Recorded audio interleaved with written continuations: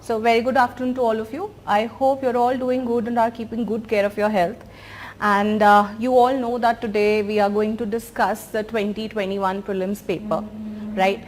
And I hope that paper, for those who have actually appeared for this exam in the examination hall, for many the paper must have seemed to be, moderately difficult.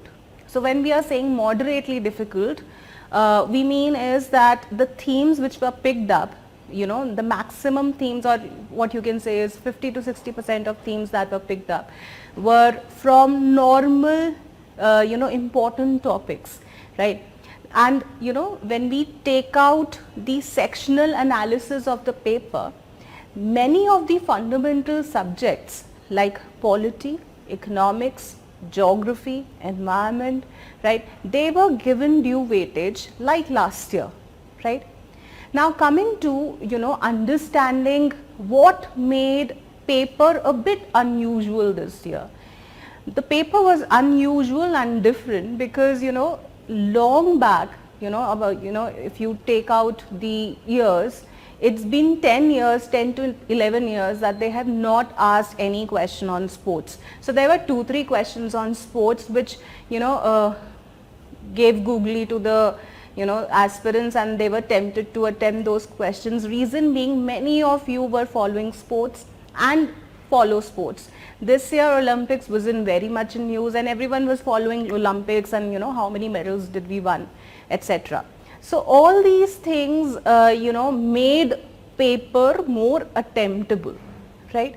Secondly, coming to understand what could have been the best approach in this paper will always be, boiling down to 3 things. One is right aptitude, right attitude, and right approach.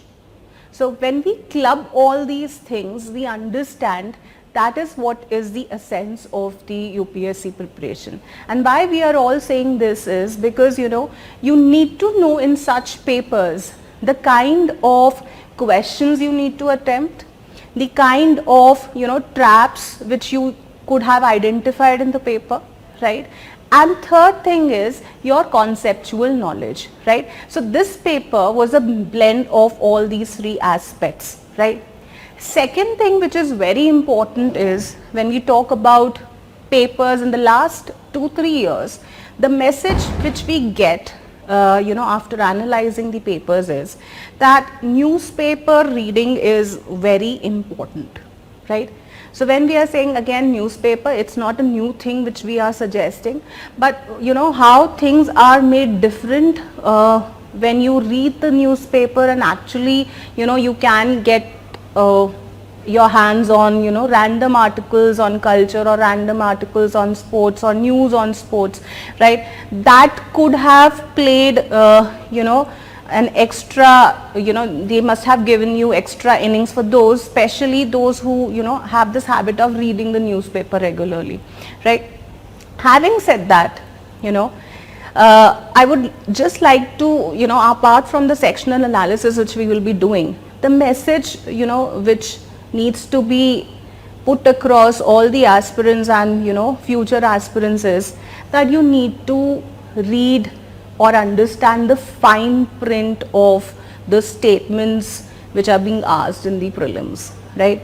When we again say fine print, we understand it by again the culmination of 3 things: aptitude, attitude, and approach, right? Till the time you don't solve many mocks, different kinds of test papers, you don't understand which question to leave and which question, the traps were set, and the kind of weaknesses you would again gauge after attempting many mocks, right?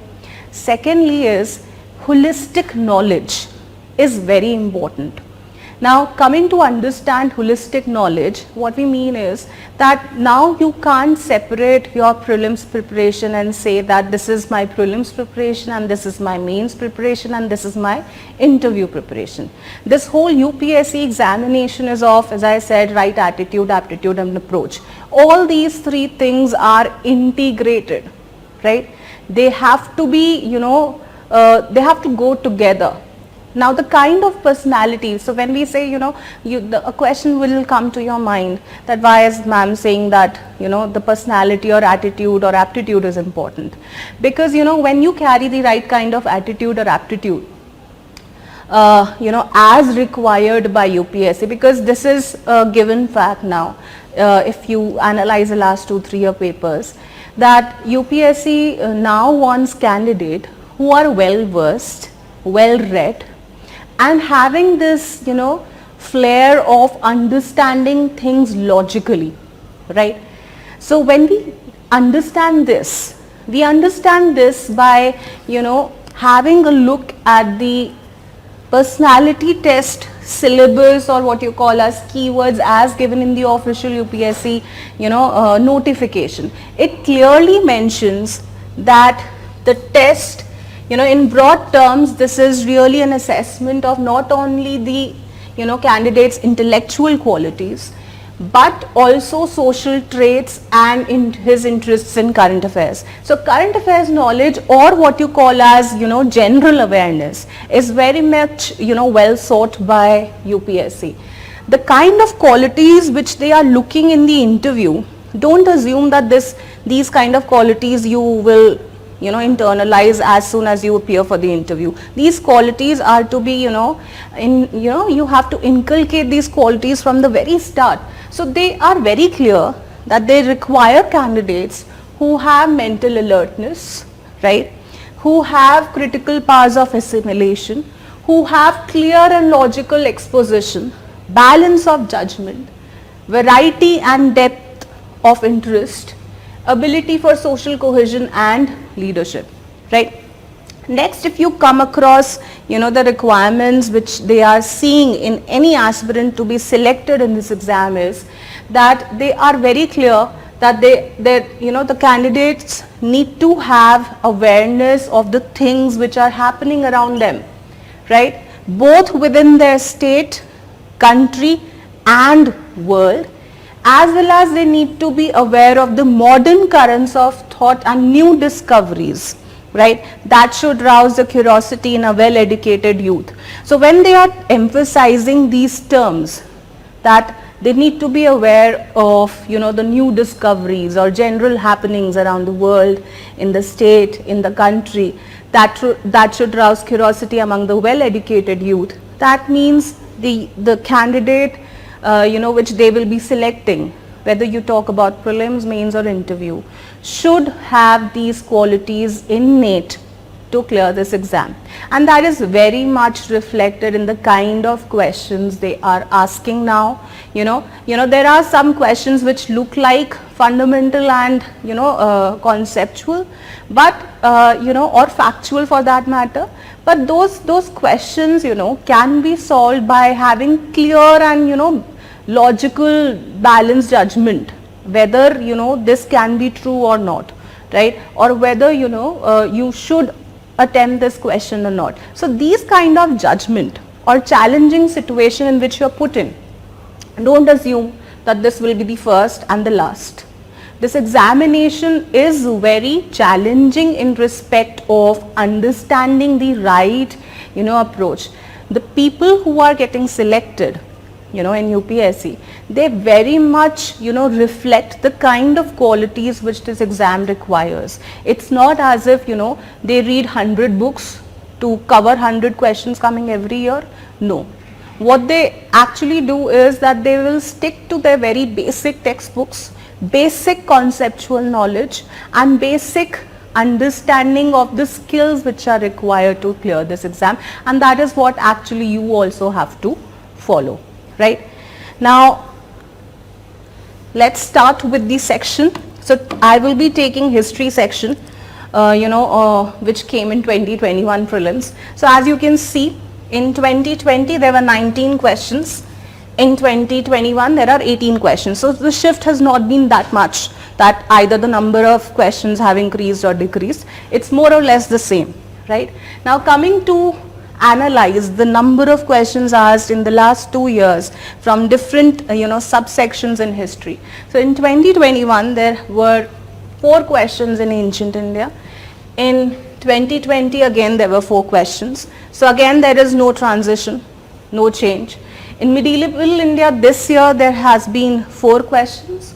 In medieval India last year there have been 2 questions. So there is an increase in the number of medieval India questions, right? In art and culture section there have been only 3 questions, which you should celebrate, but actually I don't know whether you're celebrating it or not, because the aspirants who have appeared in this exam, they always worried about culture, so they did not keep that much of culture. But what you should look into is that whatever culture questions were asked, were they doable or not, right? So if you compare with last year, there were 4 questions. In modern India there are 7 questions this year, lesser than the last year. There were 9 questions. So more or less, the weightage of, let's say if you put it after seeing the analysis, the weightage of modern India has reduced and has been given it to the medieval Indian history section, right? Now coming to overall again analysis of how the history paper or history questions were this year. They were tough, right? Let's accept this fact. Reason being, when ancient and medieval is emphasized, right, they are bound to get tougher, right? But the kind of modern India questions this year were asked, they were, as compared to last year, simpler and easier. When it comes to ancient and medieval India history section, the questions were from expected topics or important topics, but the kind of skills or knowledge that it demanded, that which was a blend of having knowledge on chronology, having in-depth knowledge, that made this section difficult, right? So let's start with modern Indian history first. So as we said, there were 7 questions this year, and basically the difficulty level ranged from easy to moderate, because maximum of the questions came from your basic NCRTs or basic standard sources, so you need not go here and there for modern India history section. So the first question is question number 33, right? Now this question is specific because it is asking that in which of the areas East India Company factories were located, right? English East India Company factories were located. Now the kind of question, the way UPSC has framed it is very logical, or what you say is clever, right? Why I am saying that it is a clever way of framing the question, because there are things which at the examination hall your mind will not click to. Why? Because you must be knowing that in Surat or Bharuch area there was an English East India Company factory. But then when you don't know about Chikakol and Trichinopalli, your mind would give you temptation to attempt this question thinking ki haan yahan to hoga, probably they will be located over here, right? So these are the mistakes which maximum students do when they approach these kind of questions. So this question demanded specific knowledge and logical thinking. So when I'm saying logical and clever thinking, so at Chikakol and Trichinopalli, those areas at that point of time, they came to limelight only during 18th century, right? Specifically Chikakol was a part of Nadan Sirkar, right, and Trichinopalli was part of Arcot, right? So all these 2 kingdoms or territories were not having any factory of English East India Company. So you can say that when you see options like 1 only, that means there is something fishy, because there is an option which is directly related to the answer, but then you have to always keep yourself alert when it comes to exploring options like Trichinopalli and Chikakol and such questions. Now why this question is still doable, reason being, in your NCRT there is a map of the factory establishments of European powers. And there is a clear, mention of, English East India Company had Bharuch, or had factory at Bharuch. Then there is no, name of Tiruchinapalli or Chikkakol here in the map, right? So such kinds of observations, if you would have noticed in the previous year's discussions also, when I highlight that when it comes to, exploring things, when it comes to intelligently knowing things, UPSC is directly picking up, maps or pictures or boxes to know whether you know the information correctly or not, right? Secondly, as I said, because why this question is still doable, because your old NCERT, written by Bipin Chandra, class 12, clearly says that English East India companies were established at Surat, Bharuch, Ahmedabad, Masulipatam, right? And in different areas, it has given you information that where else, in Eastern India, Western India, Southern India, they had factory establishments. So in my opinion, this question was not that difficult, but yes, it demanded some kind of clever approach to attempt this question, right? Now coming to question number 36, Mandanapalle significance. This was a difficult question and no one would have explored, the kind of significance Mandanapalle holds in Indian history, right? And again, this question has been picked up from your 6th standard NCERT, believe it or not, right? Where again the information, if I'll be showing it to you, has been mentioned over here that Jan Gan Man was translated by Rabindranath Tagore from Bengali to English in February 1919 at Mandanapalle, right? Now, national anthem again has a special significance in the Indian history, right? So, again, awareness, general awareness about how the national anthem was adopted, what all things went, when it came to national anthem again, that is what question is all about, whether you know the significance of Mandanapalle. So, yes, the answer is C. Rabindranath Tagore translated the national anthem from here, right, from Bengali to English here, right. So again, such things, again, from a picture is what you can always do, right, when you are doing your basic NCERTs, right. Then comes 42nd question, a cliched topic every year. It's not a new thing that UPSC is asking acts for the first time. They every year ask acts for the acts. So this question is also, on similar pattern and lines that the question is asking you information on acts, right. Now the beauty of this question is that they have picked up a theme or an issue, right, and then they have asked a question on acts. Earlier the acts question, hovered around asking abstract information, right. But here they have picked up an issue, women rights issues, and then they have asked what all provisions were given or mentioned in the acts, right. So Government of India Act Montague-Chelmsford Reforms of 1919 recommended granting of voting rights to all the women above the age of 21. Now this is not all, this is to few women.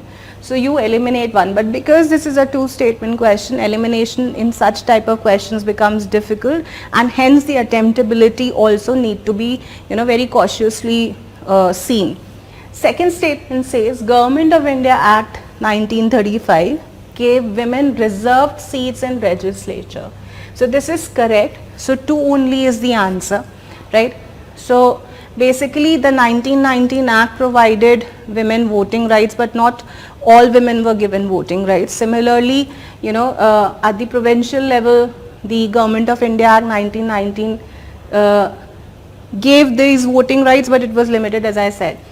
And Government of India Act 1935 did provide or extended electorate to women and also provided reservation of seats to women, right?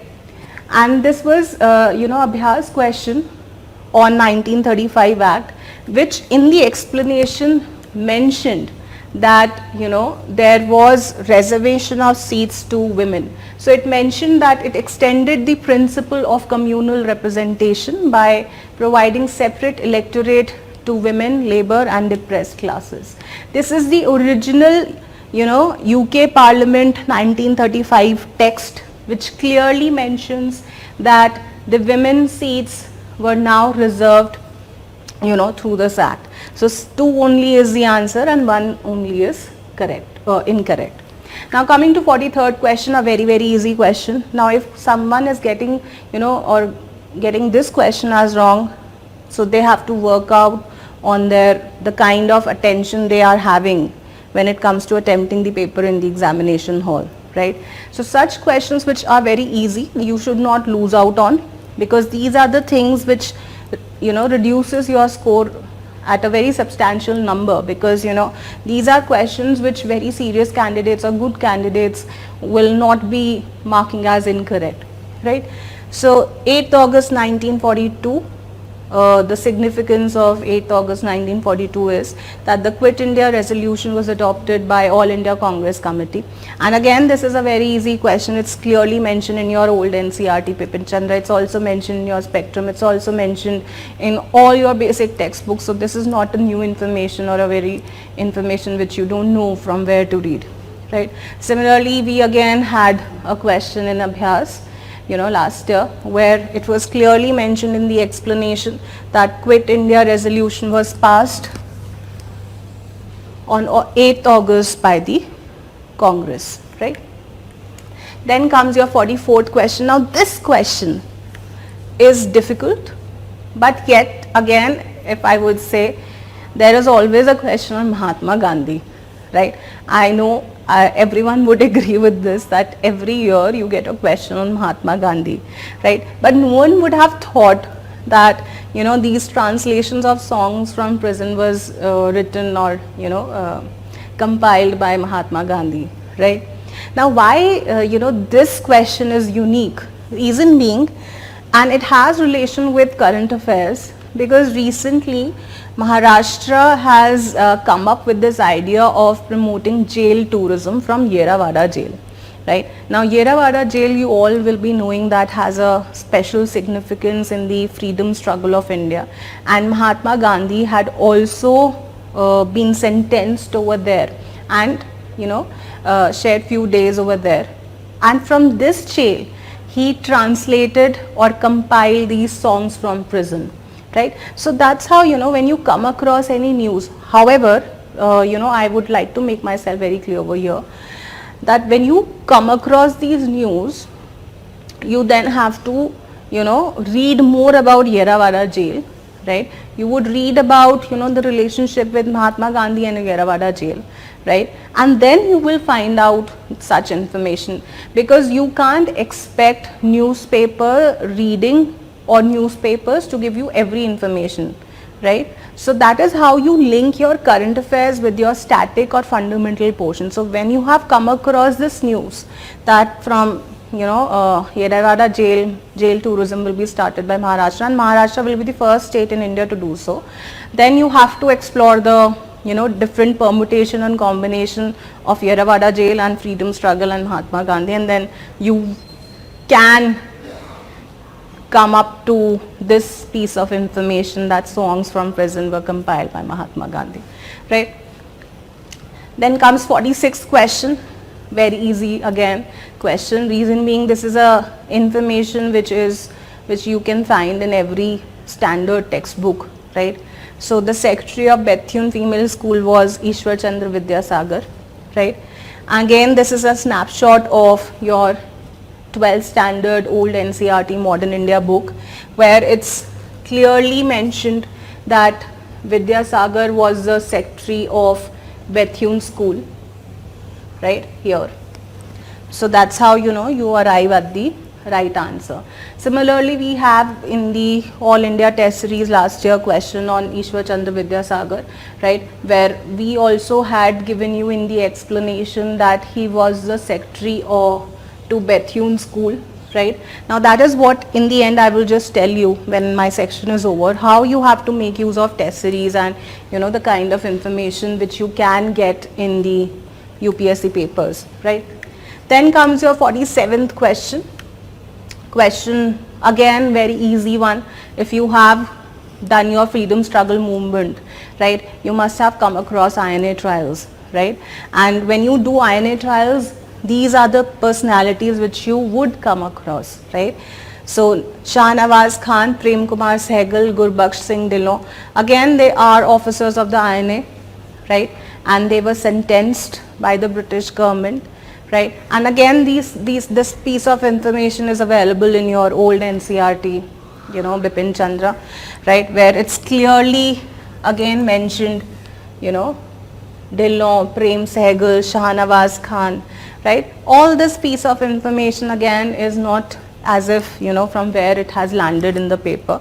It's very much in your standard textbook. Similarly, we had a question on Abhyas, in which again in explanation we had given you the names of these personalities, Dhillon, Shahnawaz Khan, Sehgal, right? So again you have to make use of such kind of techniques or approach to arrive at the right answers in the question papers, right? Now coming to art and culture section. So when we say art and culture section, we get a bit scared because we expect the number to be huge, but this year they did not ask too many questions, but the questions they asked were tough, right? So let's see the 31st question. So 31st question is on Chaussat Yogini temple. It's not as if temples they don't ask, they do ask temple architecture, but this temple particularly holds a significance in the current affairs, right? Why? Because you all must be knowing Central Vista project, right? So the new Parliament building or the old Parliament building particularly is said to be inspired by Chaussat Yogini temple because of its structure. So Chaussat Yogini temple is a temple which has a circular structure, and it is said that our Parliament building is inspired from Chaussat Yogini temple, right? Now this again lends credence to the idea that you have to integrate your current affairs with your static portion. So when you come across that there is a temple which has inspired the Indian Parliament building, what next step you need to take is the related information or the historical aspect or the cultural aspect of that temple, right? Now coming to this particularly question, even if someone would not have done that, they must be just knowing that okay, there is a temple which has inspired the Indian Parliament building. So the question is saying, if you read the fourth statement, its design has given rise to a popular belief that it was an inspiration behind the Indian Parliament building. That means 4 has to be there in the answer for those who are reading newspaper and reading editorials and coming to know about such facts. So the game is only between C and D for those, right? Now what you have to do is, to arrive at the right answer, see second statement. Reason being, second and third statement is not there. So second statement says it is the only circular temple in India. Now this only word again should raise a question in your mind, and those who are taking risk in such questions, they should go for such type of risk by eliminating the second statement, right? So the answer will be C, 1 and 4 in such type of questions where you know half of the information, right, and half of the information you logically eliminate or explore, right? So Durga temple at Aihole has a semicircular plan, so it's not the only circular temple built in India, right? So that's how you arrive at the right answer. So these were the news or editorials which were carrying information about Chaussat Yogini temple. Now again, as I said, newspapers won't give you information on Chaussat Yogini temple. You have to explore information on Chaussat Yogini from history point of view, right? Then comes your 49th question, a very difficult question. Reason being, even the rivers which have been given in the options along with the caves asked, they are very much related with that particular state, right? So they are, you find rivers in those states, draining some areas or the other, right? So basically, how you have to approach this kind of question is that you should be knowing that, or you should prepare certain UNESCO World Heritage Sites, right? And Ajanta caves, are again repeatedly being asked by UPSC in the papers, right? So what again they are doing is that they are linking, and they have in the past also linked geography with culture, where they have, given you pilgrimage places and then asked about the hills, right? Now they have given you rivers and asked about, certain important cultural sites. Now this Ajanta caves, as I said, is a UNESCO World Heritage Site. So you should be, preparing certain UNESCO World Heritage Sites, again having one of the options, now how to go about it, I'll just give you a hint. Now if you are analyzing previous year papers, right, there will be certain options of temples, caves, UNESCO World Heritage Site, right? Those options you need to explore and prepare comprehensively. Now comprehensively means that you have to link geography, you have to link tribal areas or tribes associated with it, you have to link handicrafts, right? You have to link GI tags, right? So like this you will prepare it integratedly, right? So what you could have done beforehand was that you should have visited Maharashtra tourism website carrying information about Ajanta caves. There you would have found out again mentioning Vagor river in Ajanta cave, right? So again such things are, when we see it after the paper, what we find is that, certainly UPSC questions are now not restricted to a source. What they are doing is that they are demanding those kind of personalities who are exploring, who are curious, who are inquisitive, to know about how things are happening around them, or the kind of information, basic information surrounding those facts, right? Coming to 95th question, terms Halbi, Ho and Kui pertain to. So again this is a moderately difficult question, reason being if someone would have known about specifically Kui or Hos, they know that they are tribes. So the only option which is there in the question is tribal languages. So that's how you arrive at the answer here logically, right? And again if I would be very modest about it, there has been a question asked in our test series on Khond tribal uprising, and there was, so it was Abhyas test, right? And there we had mentioned that Khonds are locally known as Kui, right? So again what we have to understand and infer is that any material which you are reading per se, if it pertains to modern Indian history, right, that does not mean that the information given in modern Indian history you can't use it in culture, or you can't use it in geography, or you can't use it anywhere else. What you have to do is you have to understand the information which you are reading can be put in a very integrated manner or used in an integrated manner. That's how you arrive at the answers more correctly and appropriately. Having said that, there is again a link of current affairs with this news. Reason being, Guhar app was launched by Chhattisgarh, state, which caters to the needs of Halbi and Gondi tribe, right? So again, Halbi tribe is mentioned over there. So that's how you still can arrive at the answer when you read such kinds of news, and something sticks to your mind and stays for longer, right? Then comes your ancient Indian history questions. So there were 4 questions. Again, the kind of questions which they have picked up, they were from important topics in ancient Indian history, right? But those questions required the kind of skills, which were again, centering around the idea that you need to be logical and intelligent to attempt the question in a certain way, right?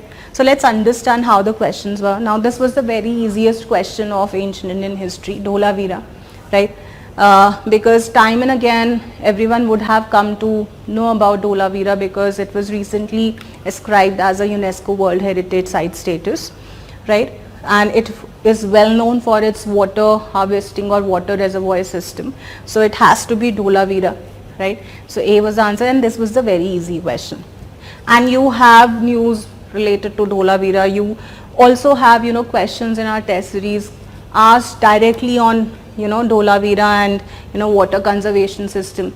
And you must be knowing about our recent initiatives of quiz, right, and which you get in your monthly current affairs magazine or PT 365 magazine. In the quiz question also, in one of the quiz questions you had, Dholavira unique water harvesting system, right? So such kinds of practicing of papers can at least would have helped you to arrive at the answers, with accuracy. Now coming to next question, 34th. Now this is a question which pertains to an important period, that is rise of Harsha and the dynasties which were there at that point of time, right? So it talks about the decline of Guptas until the rise of Harsha. Which of the kingdoms were holding power in northern India, right? Now to solve such questions, at least basic information has to be there, right? And that is, if someone knows about rise of Harsha and end of Guptas, they should be knowing about Pushyabhutis of Thanesar, right? So when you know about Pushyabhuti, you have to see 3 is there in which all options, right?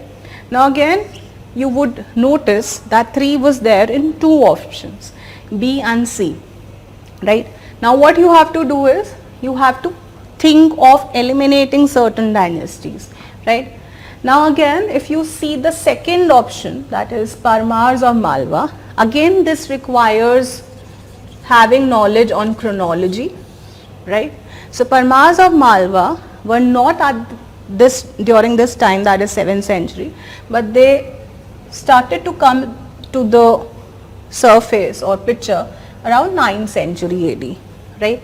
And now if someone knows about this thing or this fact, they would arrive at the answer, right? So that's how certain questions in this paper were in every section, whether you talk about history, geography, environment, economics, certain basic and fundamental knowledge was being checked, right? And if you had a command on that, you still had better chances of arriving at the answer quickly, right?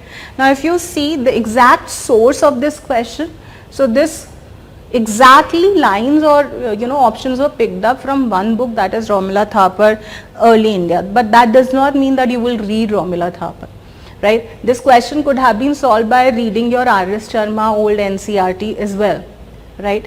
But information at one place won't be mentioned over there. So Parmars won't be mentioned in end of Guptas or rise of Harsha because they were not related to it at all, right? So that's how such options are framed.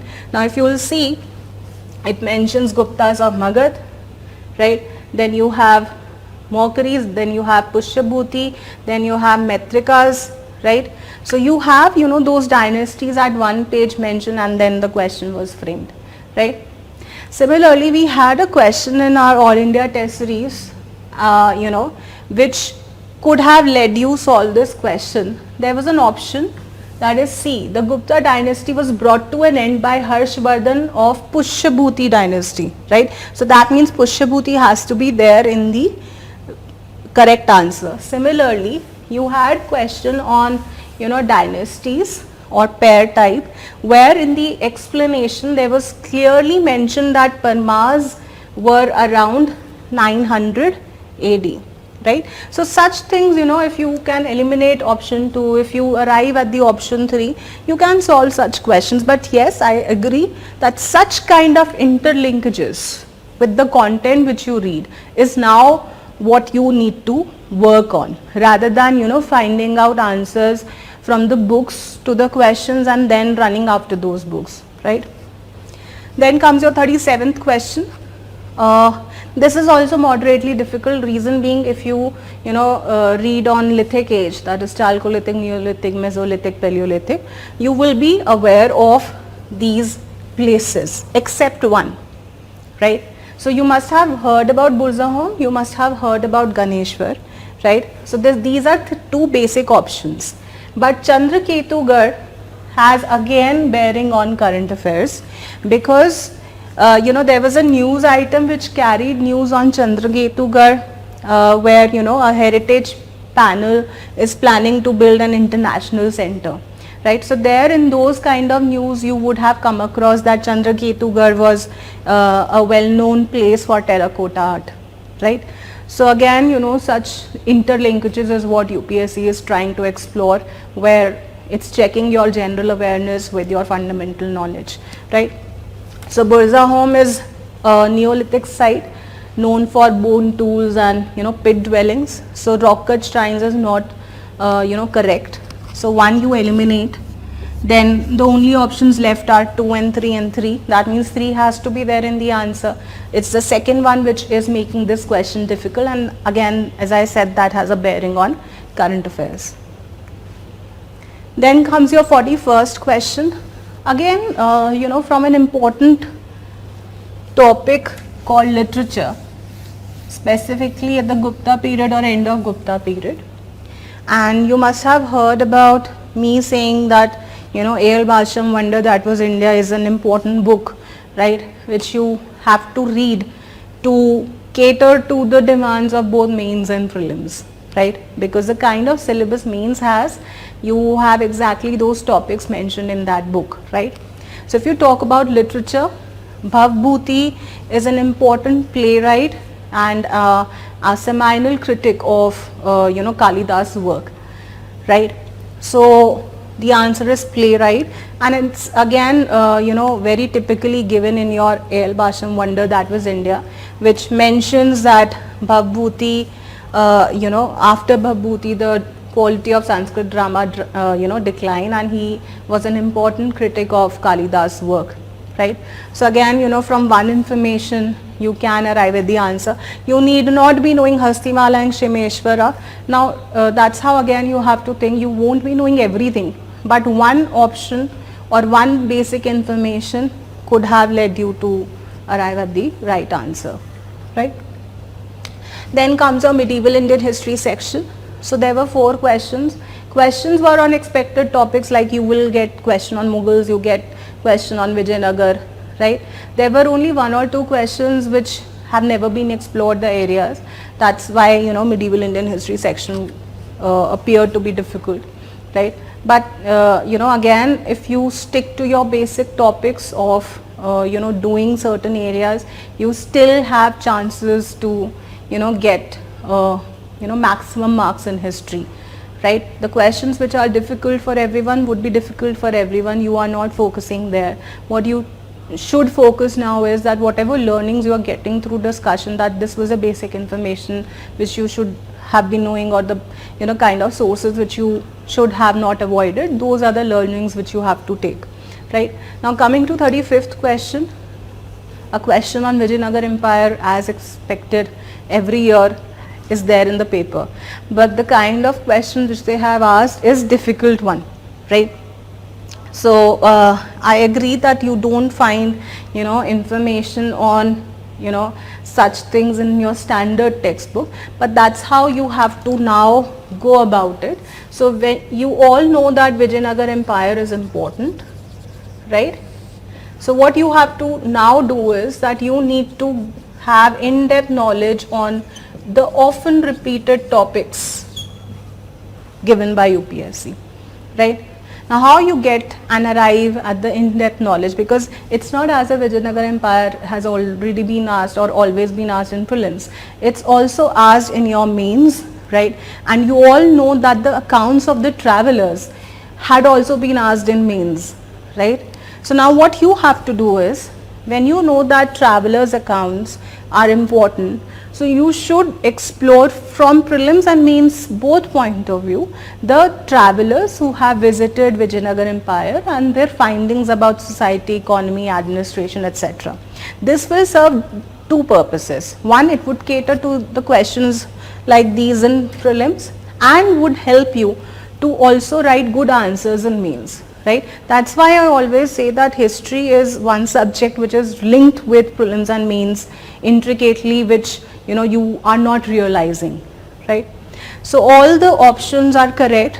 So Nunes pointed out the Vijayanagar Empire women were experts in wrestling, astrology, accounting, soothsaying. Now if someone knows that soothsaying in English means foretelling or forecasting, astrology are interrelated, so 2 and 4 has to be there in the answer, and there are two options, 2 and 4, 1, 2, 3 and 4. Now these things are making questions difficult this year.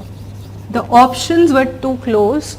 If someone was knowing about this much, about these two things, still you have option like 2 and 4, right? So that's how you have to understand that you need to be intelligent enough to leave a question and attempt which kind of question. Now if you talk about an important history source which you guys can explore for both mains and prelims, that is historydiscussion.net. There you have got this answer of this question verbatimly. But what I want to point out is that you don't run for sources, run for this thing, that how you have to cover dynasties. So you have to cover dynasty through travelers, economy, society, administration, right? And then things will fall into place. You need to cover the topics and not the books, right? So you know when Vijayanagar Empire is important, you do and explore different sources, but not all sources, important standard textbooks, standard reference material, right? And sites like these which come handy to solve questions and have better information, right? Then comes your 38th question. Now 38th question again pertains to your some information on Vijayanagar, some information on Tughlaq dynasty, some information on Delhi Sultanate, right? So this question is a kind of a mixed question.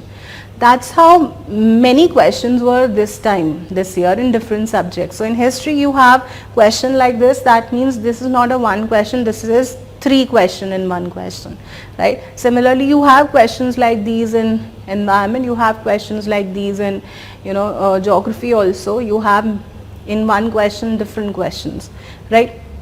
Now third statement in this question, which is asking you that it was during the reign of Devaraya II of Vijayanagar Empire that Vasco da Gama reached the coast of Kerala. Now this piece of information again is expected and you should have prepared on it, right? So it was not the reign of Devaraya II, on whose reign Vasco da Gama came. So if you eliminate 3, you arrive at the options, 2 options, right? Now to arrive at the right answer, again you require idea on chronology, right? So second statement says it was during the reign of Muhammad bin Tughlaq that Taimur occupied Multan and crossed the Indus.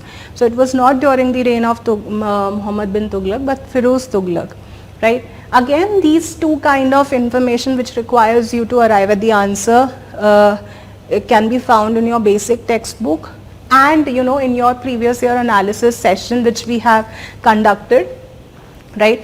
There you would have got the information on the third statement. I'll just show you. So this is the book on medieval India written by Satish Chandra, right?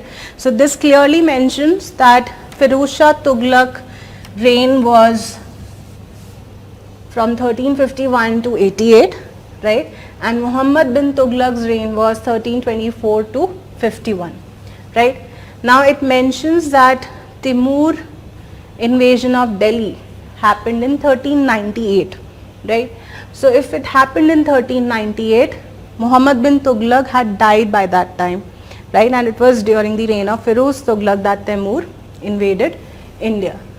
Sorry, not Firuz Shah Tughlaq, but after his reign, he invaded India, right? So that's how, you know, you arrive at the answer to this question. Similarly, as I said that in our previous year analysis, you know, on ancient, medieval and culture, we gave you PDF slides notes, right?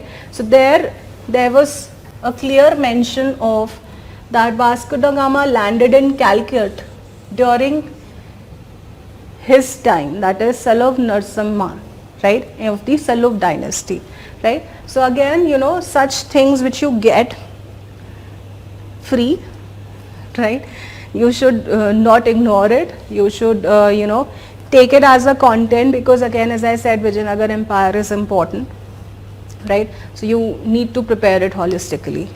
Now coming to 45th question, again this is very easy but tricky. Reason being, the sequence in which this is being asked is ascending order, right? So there are two options which are given in ascending and descending. So this is descending order and this is ascending order, right?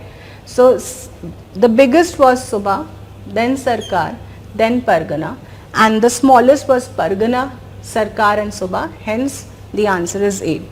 And if you would have come across Sher Shah Suri's administration and even Akbar, it clearly you know, divides the administrative towns into three categories: Pargana, Sarkar, Subha, right? Then comes your 48th question. With reference to Indian history, which of the following statements are correct?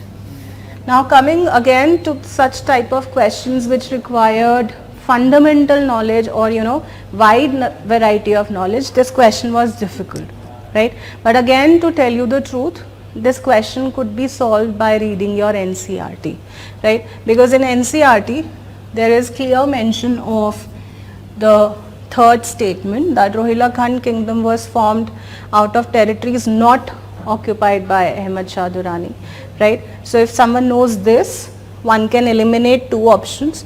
Again, the question is boiling down to two options, right? And the second statement, which pertains again to Vijayanagar Empire, that whether you know that Mysore kingdom emerged from Vijayanagar Empire or not, is again a basic information which you should be knowing. And second statement is correct, right? Now what you need to see is whether first statement is correct or not, because there is an option called 2 only and then 1 and 2.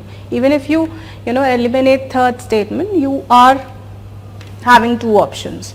Now first statement is difficult, right?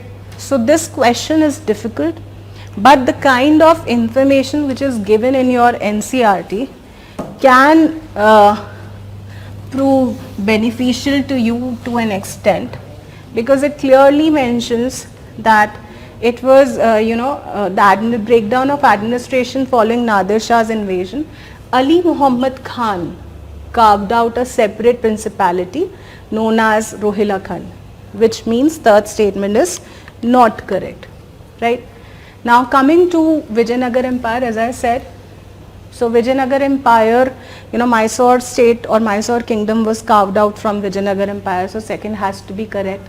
Now this Nizamat of Arcot was established by Mughal Empire or Mughal Emperor Aurangzeb, who was the legal dependent of the Nizam of Hyderabad. So it did not emerge out of Hyderabad, right? So that's why first statement is not correct. Now this was one question which I thought you should have better left it at its place, not to even touch it, right? Because you would have got for 40-volt shock if you would have attempted or touched it, right? So this was one question which I thought that is very, very difficult, right? Now again, understanding the takeaways or the learnings, after analyzing the history section, or otherwise also to an extent, that you have to stick to basic fundamental content or fundamental material or fundamental or static information and prepare it holistically, integratedly. Second thing is, read and understand the test series as a source itself. So when I say this, that means when you solve any test series, don't solve it independently thinking I will only solve questions, right? I will read the explanation. You are just doing what it takes to an extent that you are just solving and reading. But what you have to do is you have to understand and take it as a source itself, as if this is your source material and you are gaining information out of it. Then you have to interrelate the information you get through the question and your static textbook, right? Third thing which is important is that you have to prepare the important topics, and try to find out the in-depth knowledge or information or facts surrounding it, because that is becoming now the norm by UPSC, because you have to understand that they have to weed out and eliminate students, and they can do so only by asking difficult questions, or trickier options or closer options will be framed in very fundamental topics which are prepared by all, right? Then do not ignore the chronology in history. That's very, very important. Every year there is a question based on chronology, but this time there have been 2 to 3 questions which required or demanded an understanding on chronology, right? Always look for link with current affairs in your subject, whether it's geography, environment, history, science and tech. Try to read newspapers. Not try, you have to read newspaper, but try to find out any link which you can get from the newspaper editorials with history or different subjects, right? So that's what is important. Now talking about how to now go about it, keeping in mind different areas in history. So this is the framework which you can follow for both prelims and mains in history. So you should know about time period, you should know about the expanse or the territory of a kingdom, you should know the contemporaries or the important rulers of that dynasty, travelers who gave the accounts, the cultural aspects within the dynasty, whether it's temples, stupas, cave, chaityas, viharas, administration, economy and society, some idea, the accounts of the travelers, the terminologies related to in these areas of important dynasties again is very, very important. Coming to modern Indian history questions, the kind of questions come every year are these: act based questions, event based questions, congress session based questions, movement based questions, social religious movement, personality based questions. So these have always remained the norm, and this will continue, right? This you should not leave it for any paper. Any paper means if let's say next year there is an unusual paper more than this, you can't ignore this, you still have to do this, right? So you won't stay away from basics. What you can do is intelligently build an approach which will happen from test series or solving MCQs, which will happen when you read newspaper, which will happen when you develop that skill to understand and make decision in a challenging situation like prelims exam or mains exam or interview, because this is just one of the 3 challenges that you are being posed or given by UPSC. After you become the officer, the challenging situation will be on daily basis. So you have to prepare and guard yourself for the 3 challenging situations you will be facing, with all your mechanisms being guarded and all the weapons and tools which you can collect, and then appear for these 3 stages with a very positive and right attitude, right? Coming to sources, in modern Indian history, the sources remain the same, more or less the same. Old NCERT, Bipin Chandra, Spectrum. For certain areas like women contribution, etc., you can still read Placid Partition. But more or less, if you stay with basic, your study material of your classroom or your probably your test series can provide you content for these topics. Coming to ancient India, these will always remain the important areas. Now within these areas, how you do economy, how you do culture, how you do administration, right? This is what you have to understand. right? This time there was no question on Buddhism and Jainism as such, only a link with Buddhism was Ajanta caves, but they had asked you geography of it, right? So that's how, you know, you mentally prepare for certain things like these. So as you can see, there was a question on Guptas and post-Guptas. There was a question on prehistoric period. There was a question on Harappan Indus Valley, right? So you do get questions from these topics every year, right? When you talk about medieval India, these are the three areas: Mughals, Vijayanagar, Bhakti, Sufi is what will remain. The terminologies related to these kingdoms or these topics again is what you can prepare. There were not too many, or what I say, in history there were not any question asked on terminology, but yes, personalities is what was asked this year, right? So you have to understand, you know guys, that how you intelligently and appropriately have to mold your preparation, especially those who are thinking कि अब तो हमारा सब कुछ टूट गया है, सारे सपने टूट गए हैं, what will we do? You know, no dream is broken till the time you yourself break it, right? You have the liberty of you know, making your dreams come to picture and reality, right? You have everything in you to do that, and you know, we are all there with you to help you out in how you can build up a very good approach to, you know, solve questions. Because see, you have to understand that you can't know everything, right? But you have to know the basics of it, right? You know, develop a proper process as to how you will be doing and preparing for UPSC. That process will always be determined by three things. One, your core foundation, right? Your basic conceptual understanding. Second comes your source material. Third comes your application part, that is only through solving MCQs or quizzes or mocks to a level that, you know, you are preparing yourself for the shocks and preparing yourself for the, you know, information which you could have known, right? So that's all about it. Don't lose hope. Prepare for mains. As I said, now you have to have an integrated approach. If you prepare for mains, you are still preparing for prelims, you are still preparing for interview, right? So don't run after prelims thinking that you will do it independently. That won't happen.